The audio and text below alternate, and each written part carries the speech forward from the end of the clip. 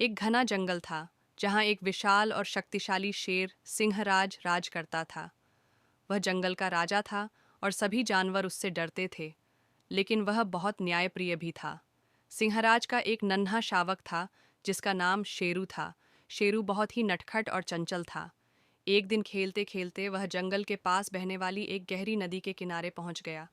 नदी मगरमच्छों से भरी हुई थी और वहां का सबसे खतरनाक मगरमच्छ मकर रहता था। शेरू का नदी में गिरना शेरू उत्सुकता से पानी के पास गया और अपनी परछाई देखने लगा। अचानक उसका पैर फिसल गया और वह नदी में गिर पड़ा। वह घबराकर चिल्लाने लगा।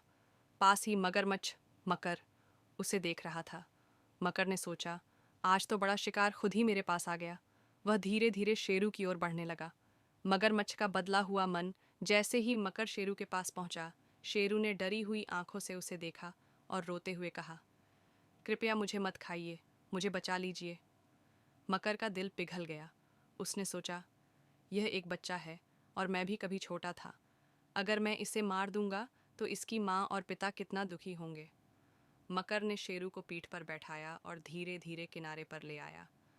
जैसे ही मकर ने शेरू को किनारे पर छोड़ा, तभी जंगल से गूंजती हुई एक जोरदार दहाड़ आई। सिंहराज आ चुका था। बड़े शेर और मगरमच्छ की दोस्ती। सिंहराज गुस्से में था। उसे लगा कि मकर ने उसके बेटे पर हमला किया है। लेकिन शेरू दौड़कर अपने पिता के पास गया और बोला, पापा, मकर अंकल ने मेरी जान बचाई है। यह सुनकर सिंहराज को बहुत आश्चर्य हुआ।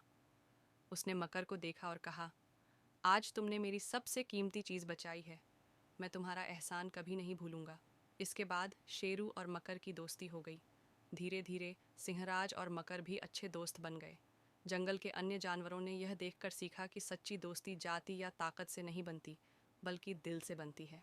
शिक्षा, दया और सहानुभूति सबसे बड़ी ताकत होती है। सच्ची दोस्ती दुश्मनों को भी मित्र बना सकती है। हिम्मत और करुणा से हम बड़े से बड़े संकट को टाल सकते हैं।